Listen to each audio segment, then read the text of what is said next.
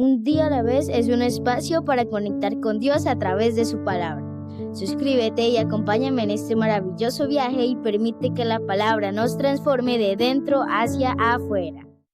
Bendecido día para todos. Esta es la reflexión número 188 y el título de la reflexión es La prueba.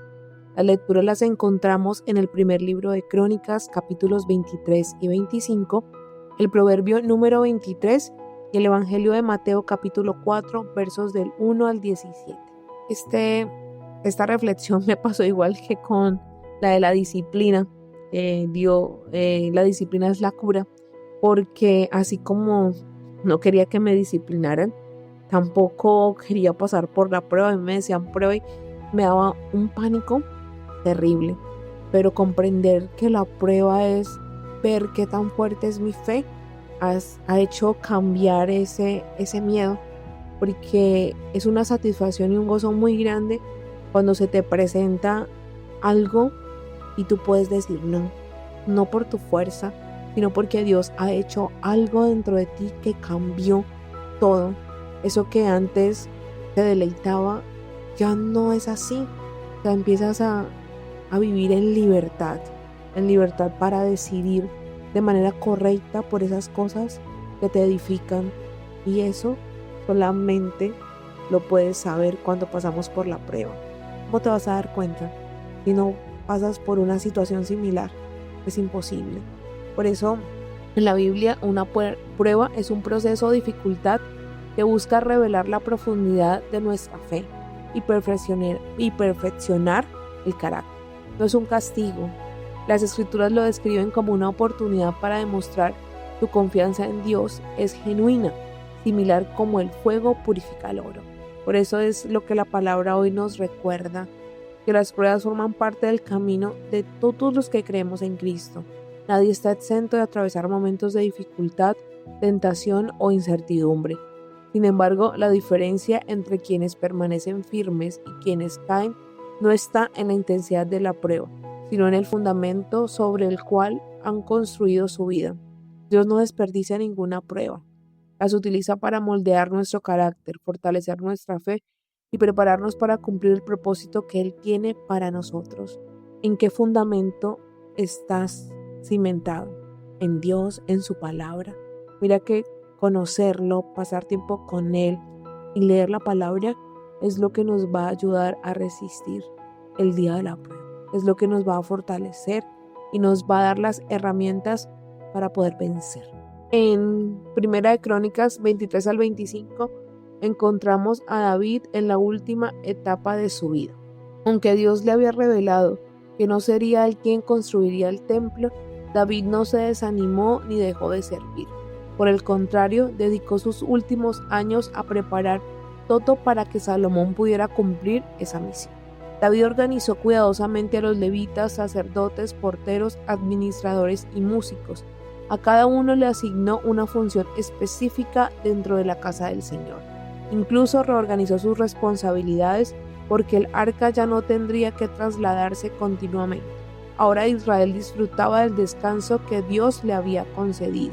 Esta organización nos enseña que Dios no improvisa. Él es un Dios de orden, propósito y excelencia. Cada servicio, por pequeño que pareciera, tenía un enorme valor delante de Él. Algunos ministraban con la música, otros cuidaban las puertas, otros administraban los tesoros y otros servían en el altar. Ninguna tarea era insignificante porque todos contribuían a la adoración del pueblo. Y eso es un llamado a nosotros ahora por el orgullo, porque a veces creemos que si no somos visibles en el ministerio de Dios, no estamos haciendo nada. No, porque Dios a cada uno le dio un don y un talento, y hay cosas que hacemos para Dios que no se ven, que para la gente pasan desapercibidas, pero Dios sí las ve, y eso es lo que importa. Así que no queramos llenar un vacío sirviendo a Dios, queriendo aparecer, porque no funciona así. Dios tiene una tarea para cada uno, y si es mover una silla y lo haces en la gracia de Dios, eso es suficiente. San Agustín, la gente iba a verlo lavar los platos. ¿Por qué? Porque estaba haciendo lo que Dios le había mandado hacer. Entonces, no menosprecies lo que puedes hacer por Dios, lo que tú ves insignificante, pero si Dios está dentro de ti, el resultado es algo extraordinario, porque es la gracia de Dios que toca a las personas. Entonces, no creas que porque tu trabajo no es visible, no importa. Sí importa. Todos somos parte de una iglesia y lo que cada uno hace influye en el cuerpo de Cristo. Los levitas y sus obligaciones. Siendo ya David un anciano de edad muy avanzada, nombró a su hijo Salomón como rey de Israel y reunió a todos los jefes de Israel y a los sacerdotes y levitas.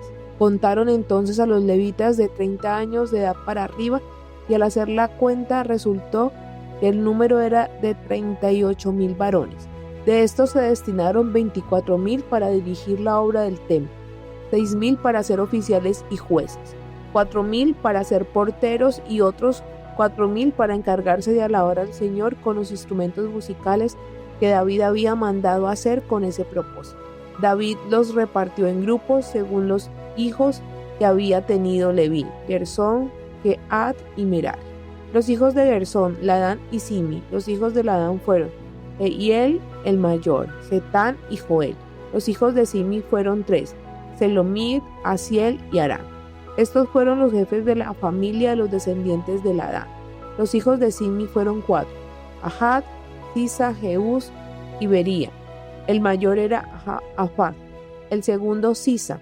Pero como Jeús y Bería no tuvieron muchos hijos, para efectos del servicio los contaron como una sola familia. Los hijos de Kehat fueron Anran, Izar, Hebrón y Uziel. Los hijos de Anran fueron Aarón y Moisés. Aarón fue escogido por Dios para dedicar las ofrendas más sagradas, para quemar incienso ante el Señor, servirle y pronunciar siempre la bendición, cargo que deberían desempeñar Aarón y sus hijos para siempre.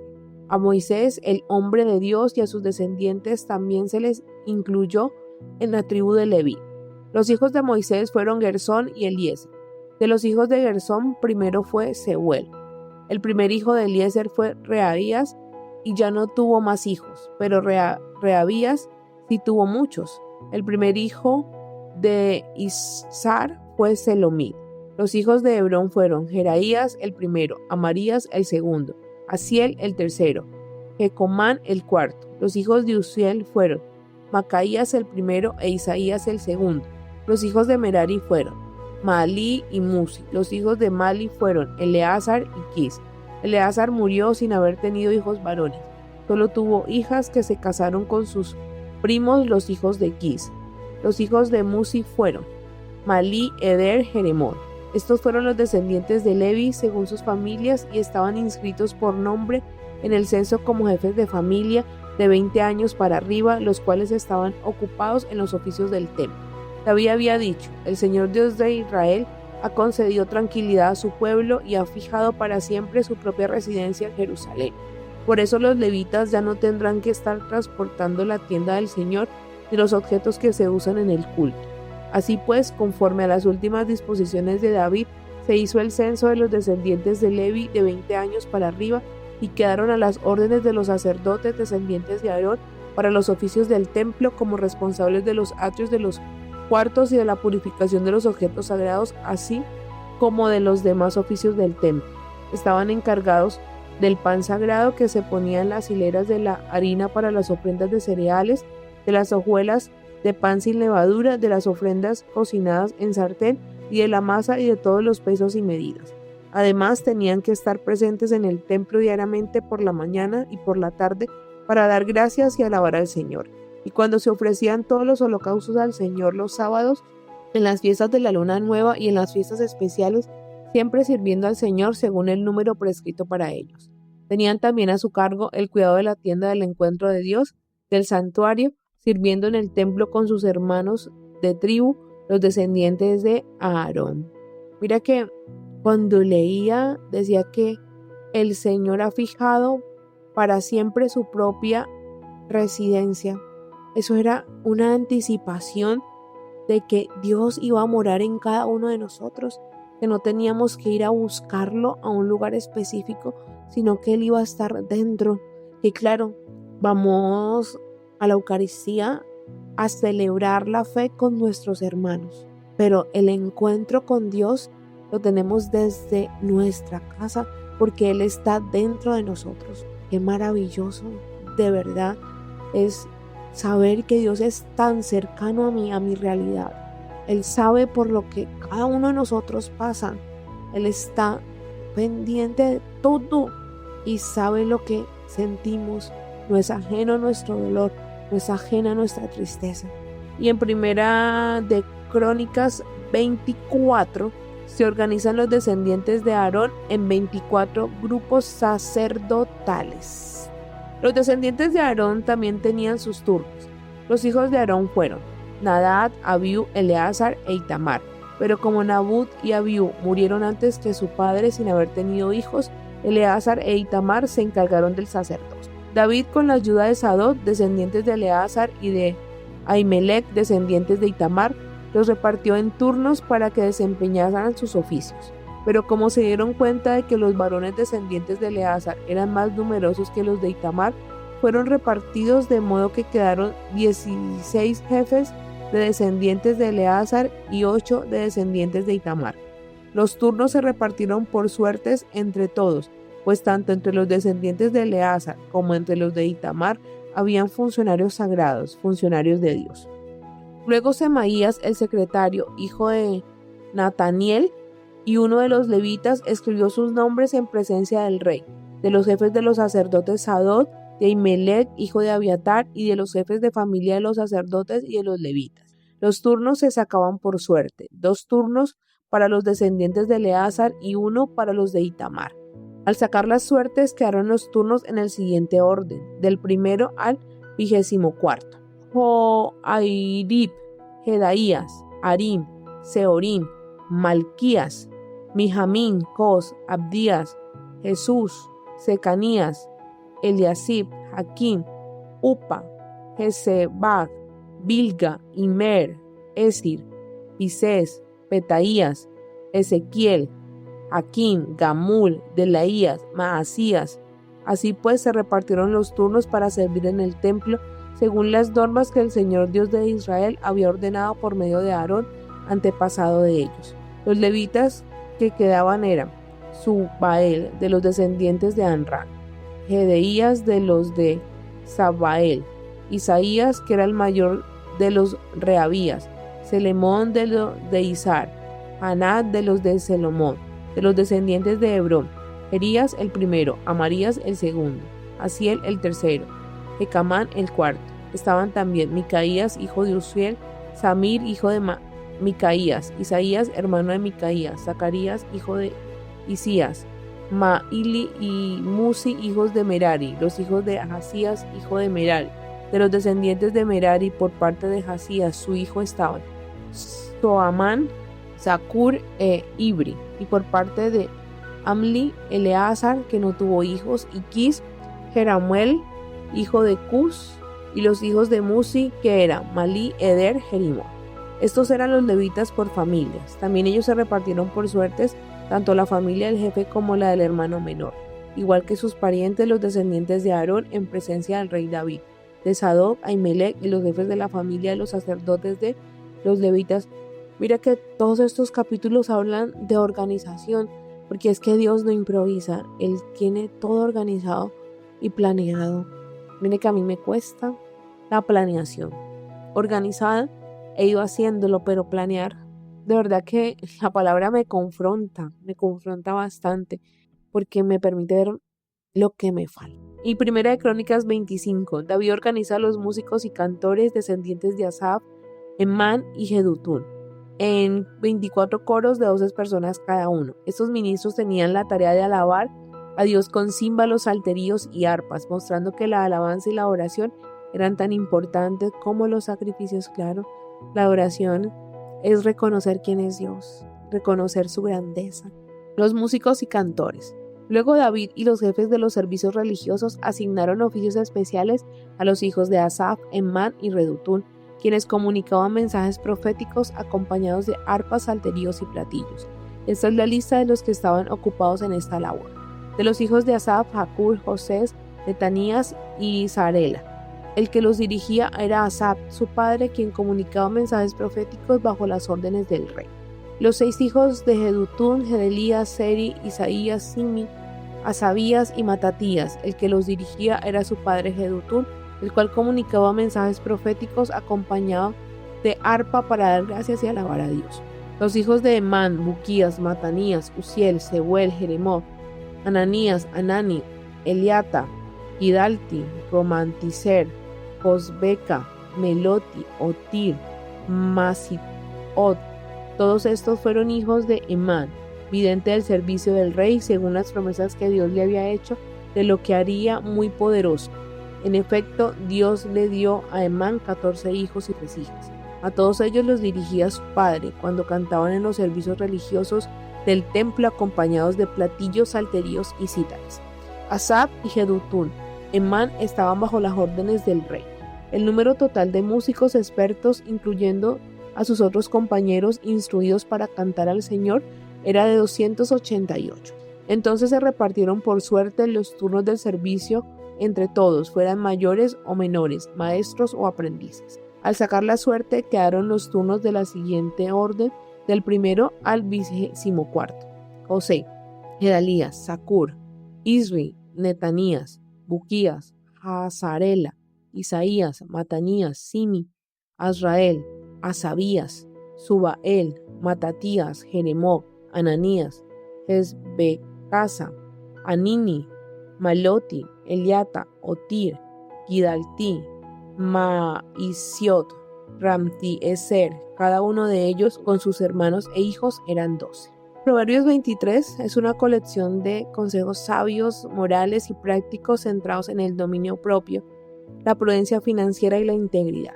Destaca la importancia de no dejarse llevar por los excesos y evitar las malas compañías y atesorar la verdad sobre las riquezas materiales. Cuando un gran señor te invite a comer, piensa bien delante de quien te encuentras. Aunque tengas mucha hambre, controla tu apetito. No codicies sus deliciosos manjares porque te puede estar engañando. No te esfuerces por hacerte rico.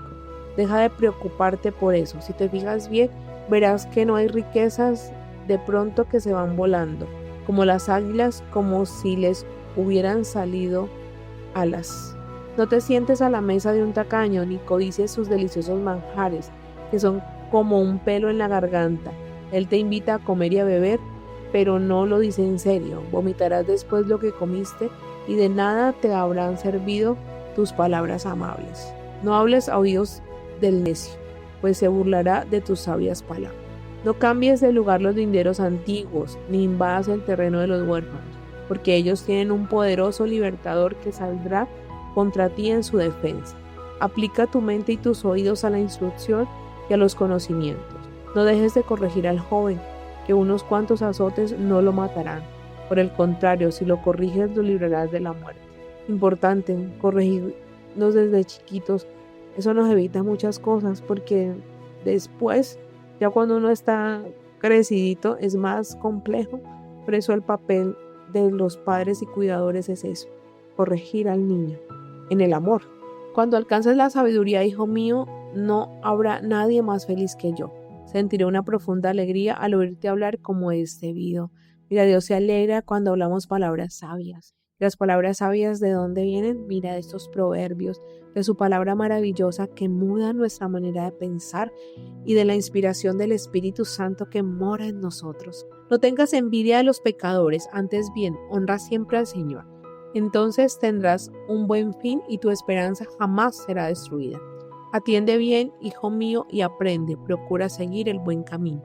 No te juntes con los borrachos ni con los que comen demasiado, pues los borrachos y los glotones acaban en la ruina y los perezosos se visten de harapos. Atiende a tu padre que te engendró. No desprecies a tu madre cuando sea anciana. Compra la verdad y la sabiduría, la instrucción y el entendimiento, y no los vendas. El padre del hijo bueno y sabio tiene razón para estar feliz y orgulloso.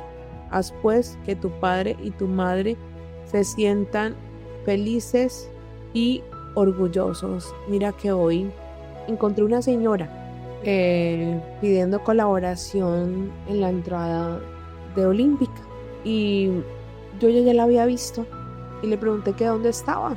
Me contó que había comprado una tierrita y que estaba viviendo allá, pero con dolor y con lágrimas dijo que su hijo le había desgraciado la vida, que fue un muchacho de 21 años que asesinó a otro, y esa gente en venganza fue y le quemó absolutamente todo lo que tenían, y le tocó salir corriendo.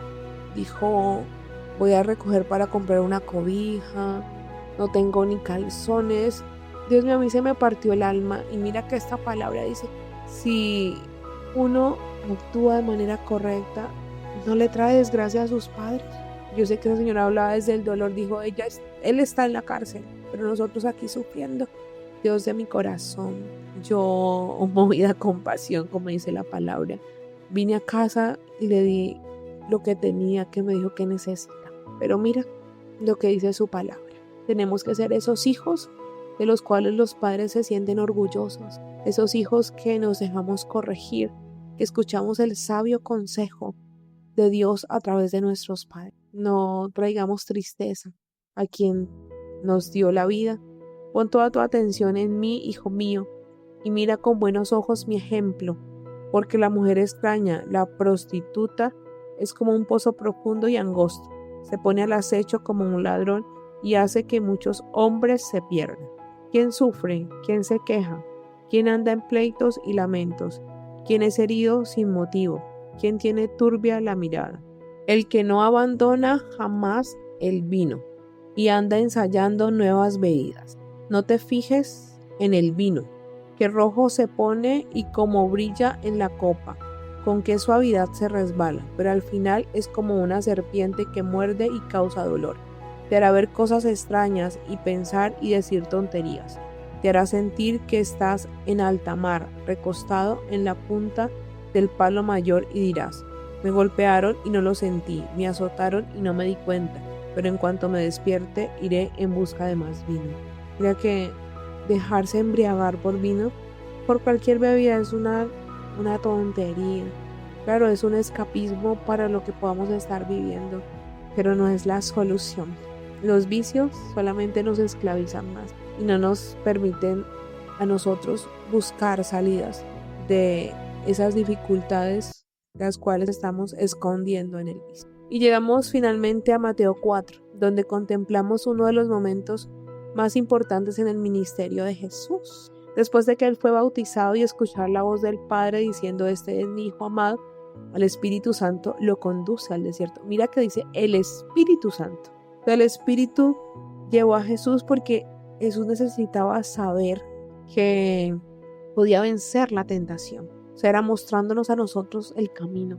Por eso el desierto es el Espíritu el que nos lleva, para que nosotros nos demos cuenta de cuán fuerte estamos, de cómo va nuestra fe y de qué es lo que aún nos falta para seguir trabajando en ello. Mira, este detalle es muy importante. Jesús no llegó al desierto porque él fuera pecador o porque Dios lo iba a castigar. No, él llegó ahí caminando dentro de la voluntad del Padre. Por eso no hay que juzgar el desierto de nadie, porque Dios lo permite. Muchas veces pensamos que si estamos obedeciendo a Dios, todo será color de rosa. Sin embargo, la Biblia hoy nos muestra que la obediencia muchas veces nos conduce a escenarios donde nuestra fe será probada. 40 días Jesús ayunó. Cuando terminó ese tiempo apareció Satanás. El enemigo nunca desperdicia los momentos de mayor vulnerabilidad. Ataca cuando estamos cansados, desanimados, preocupados o atravesando dificultades. Por eso debemos permanecer vigilantes. O sea, en esos momentos de debilidad es cuando más tienes que vigilar lo que piensas, lo que se te viene a la mente, lo que estás sintiendo, todo eso. Porque en ese momento de debilidad Él va a ponerte cosas que no tienen nada que ver con Dios. Es ahí cuando tienes que empezar a evaluar y a discernir si eso es así o no. La primera tentación apeló a una necesidad completamente legítima, el hambre. Si eres hijo de Dios, convierte estas piedras en pan. El problema no era saciar la necesidad de comer. El problema era que Jesús debía utilizar el poder divino para satisfacer su deseo, algo egoísta y no era el tiempo ni el propósito del Padre. O sea, Dios no nos da unos dones y unas habilidades para usarlos a nuestro favor, no, es para extender su reino. Jesús respondió citando las Escrituras: no solo de pan vivirá el hombre, sino de toda palabra que sale de la boca de Dios. Con esta respuesta, Jesús nos muestra que la necesidad más profunda del ser humano no es física, es espiritual. Podemos tener el alimento, estabilidad económica, éxito profesional, o sea, la vida como la soñamos, pero si descuidamos nuestra relación con Dios, seguiremos sintiéndonos vacíos. La segunda tentación fue mucho más sutil. Acuérdate que el enemigo es sagaz. Satanás llevó a Jesús al pináculo del templo y le dijo que lanzara, utilizando incluso un pasaje bíblico para intentar justificar la prueba. ¿Cuál? Que los ángeles vendrían a levantarlo, ¿cierto? Pero aquí aprendemos que el enemigo también usa la Biblia fuera del contexto para engañar. Pero por eso es necesario leer la Biblia completa, porque cuando tú sacas un versículo del contexto, este se vuelve en pretexto. Y así conocemos muchas personas que creen tener un evangelio sano, pero no es así, porque utilizan la palabra para sus intereses. Y eso es lo mismo que hace Satanás. Sí, hay que tener mucho cuidado cuando citamos la palabra, entender el contexto de ese versículo y a qué se refiere. Y Jesús respondió nuevamente con la palabra: no tentarás al Señor tu Dios. La verdadera fe no consiste en exigir constantemente pruebas de amor a Dios. La fe auténtica descansa en lo que Dios ya ha dicho. O sea, tú descansas en su palabra, tú descansas en que Él es fiel, tú descansas en lo que Él ya prometió. La tercera tentación es quizás la más peligrosa tentación. Satanás le ofreció a Jesús todos los reinos del mundo a cambio de un solo acto de adoración. Era la propuesta de éxito sin obediencia, la gloria sin cruz, el reino sin sacrificio. Pero Jesús respondió con absoluta firmeza: al Señor tu Dios adorarás y solo a Él servirás. ¿Cuántas veces tú y yo no somos tentados a buscar atajos para obtener resultados rápidos, comprometiendo nuestros principios, callando la verdad para evitar conflictos o negociando nuestros valores por aceptación? ¿Cuántas veces? Pero Jesús habló con absoluta firmeza. No debemos permitir que Satanás nos enrede, que nuestros pensamientos nos metan zancadilla. Toda bendición fuera de la voluntad de Dios termina convirtiéndose en esclavitud. O sea, a veces decimos: uy, pero sí, eso es bueno. Sí, pero lejos de Dios te esclaviza. O sea, es bueno tener recursos económicos, o sea, es bueno prosperar, pero si Dios no está en esa ecuación, nos volvemos ambiciosos y queremos más y nada nos llena. Entonces, lejos de ser una bendición, nos esclavizó, perdimos la libertad.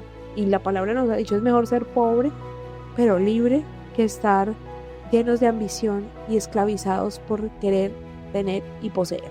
Algo hermoso de este pasaje es que Jesús venció cada tentación exactamente de la misma manera. ¿Cómo? ¿Ya te diste cuenta? Con la palabra de Dios. Jesús no discutió con Satanás, no razonó con él, no respondió desde sus emociones, respondió desde la verdad eterna de las Escrituras. Esto nos muestra algo profundamente práctico. Si queremos vencer las pruebas, la tentación, necesitamos fortalecer nuestra mente con la palabra de Dios. El apóstol Pablo lo expresa claramente cuando dice en Romanos 12:2: transformaos mediante la renovación de vuestro entendimiento. ¿Cómo?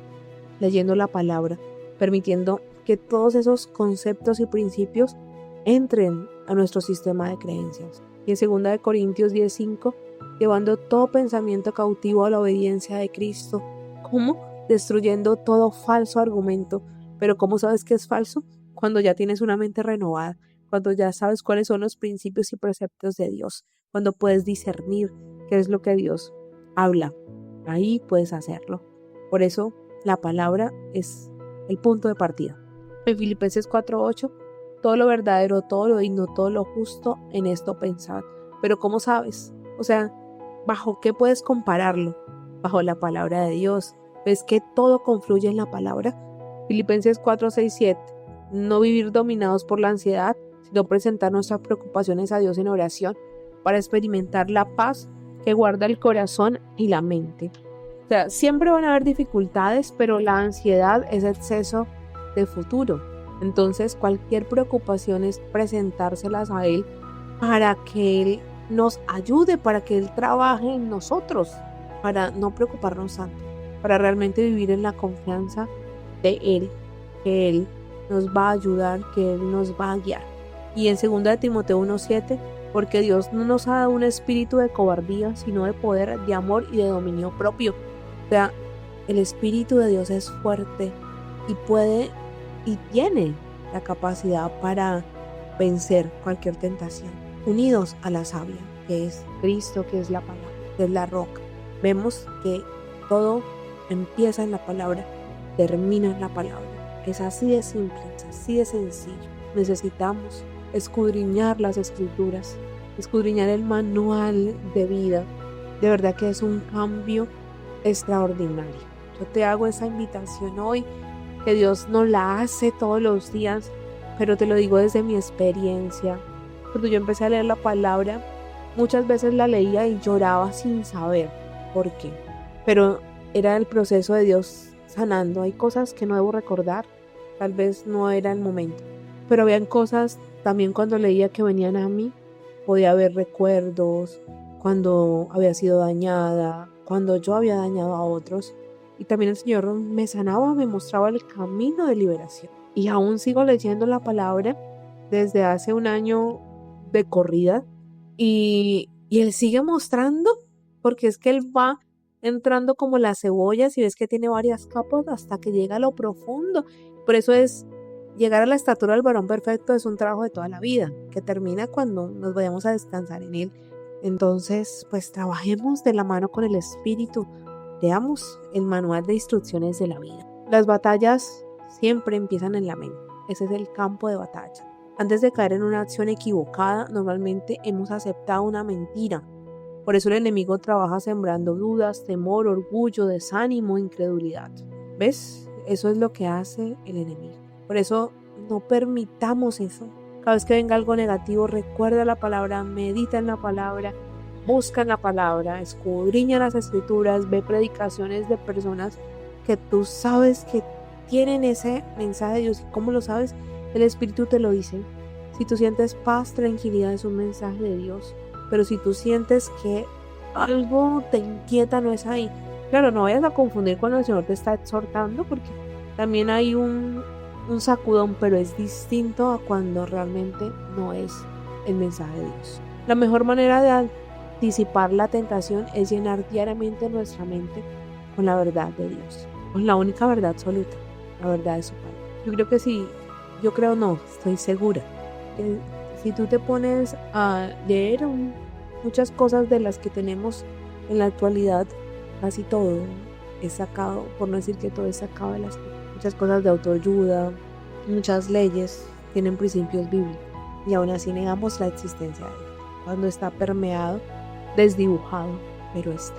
No esperemos memorizar la palabra cuando ya estemos siendo atacados. Jesús conocía las escrituras antes de entrar al desierto. Nosotros debemos prepararnos para el momento de la prueba. Prepararnos. Esto es un tiempo de preparación. Finalmente, Mateo nos dice que después de vencer la tentación, los ángeles vinieron y servían a Jesús. Qué hermosa promesa. La prueba no duró para siempre. El desierto tuvo un final. Y después del desierto comenzó el ministerio que transformaría el mundo. Quizás hoy puedas estar atravesando un tiempo difícil.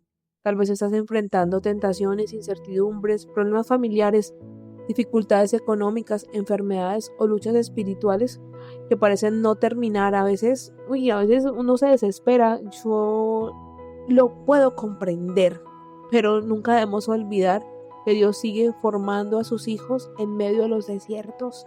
Y tener a alguien que te ayude, porque solos no podemos. En los momentos donde nuestra mente se bloquea, necesitamos a alguien con luz para poder salir, o si no nos hundimos. Las pruebas no significan que Dios se haya alejado de nosotros, son la evidencia de que está preparando algo mayor para la vida de cada uno. Permanezcamos firmes, llenémonos con su palabra, rechacemos todos los atajos que el enemigo nos muestra como viables. Valoremos la verdad más que cualquier comodidad. Recordemos que así como Jesús salió victorioso del desierto, también nosotros podemos vencer porque el mismo Espíritu Santo que estuvo con él vive hoy en cada uno de nosotros. Mira qué maravilla. Eso en el antiguo no era posible y hoy es posible para nosotros. Usemos ese regalo maravilloso que Dios nos dio por el sacrificio de Cristo en la cruz. El diablo pone a prueba a Jesús. Luego el Espíritu llevó a Jesús al desierto para que el diablo lo pusiera a prueba.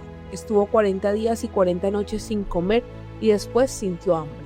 El diablo se acercó entonces a Jesús para ponerlo a prueba y le dijo: si de veras eres hijo de Dios, ordena que estas piedras se conviertan en panes. Pero Jesús le contestó: la Escritura dice, no solo de pan vivirá el hombre, sino también de toda palabra que salga de los labios de Dios. Luego el diablo lo llevó a la santa ciudad de Jerusalén, lo subió a la parte más alta del templo y le dijo: si de veras eres hijo de Dios, tírate abajo, porque la Escritura dice, Dios mandará que sus ángeles te cuiden, te levantarán en sus manos para que no tropieces con piedra alguna. Jesús le contestó: también dice la Escritura, no pongas a prueba al Señor tu Dios. Finalmente el diablo lo llevó a un cerro muy alto y mostrándole todos los países del mundo y la grandeza de ellos, le dijo: yo te daré todo esto si te arrodillas y me adoras. Jesús le contestó: vete, Satanás, porque la Escritura dice, adora al Señor tu Dios y sírvele solo a él. Entonces el diablo se apartó de Jesús y unos ángeles acudieron a servir. Jesús comienza su actividad en Galilea. Mira que cuando Jesús fue probado, ya él empezó a su ministerio público.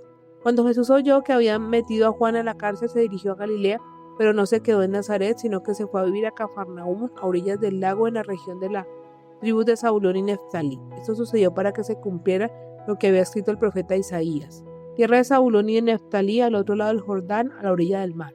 Galilea, donde viven los paganos. El pueblo que andaba en la oscuridad ahora vio una gran luz. Una luz ha brillado para los que vivían en sombras de muerte. Desde entonces Jesús comenzó a proclamar: vuélvanse a Dios, porque el reino de los cielos está cerca. Ese fue el inicio del ministerio de Jesús, la luz que brilla en el desierto, ¿no? En la oscuridad. Es la luz que sigue brillando en nosotros. Y hoy, en el nombre poderoso del Señor Jesús, oramos al Padre y le pedimos que nos ayude a prepararnos para la prueba, que hoy podamos recibir esa convicción de que nuestra fe debe ser probada, que tomemos de la mano a Jesús y al Espíritu Santo y caminemos confiadamente, porque Dios nos sostiene, porque su palabra es fuente de vida. Le pedimos más hambre y sed por su palabra, que destinemos tiempo para meditarla, para orarla, para que ella se haga carne en nosotros y transforme nuestra manera de pensar, nuestra manera de sentir y por ende nuestra manera de vivir. Gracias, Padre de amor, por tu amor inmerecido por nosotros, ese amor que sobrepasa todo nuestro entendimiento. Gracias por tratarnos con misericordia, con gracia y con dulzura. Amén. Dios es bueno en todo tiempo y en todo tiempo Dios es bueno.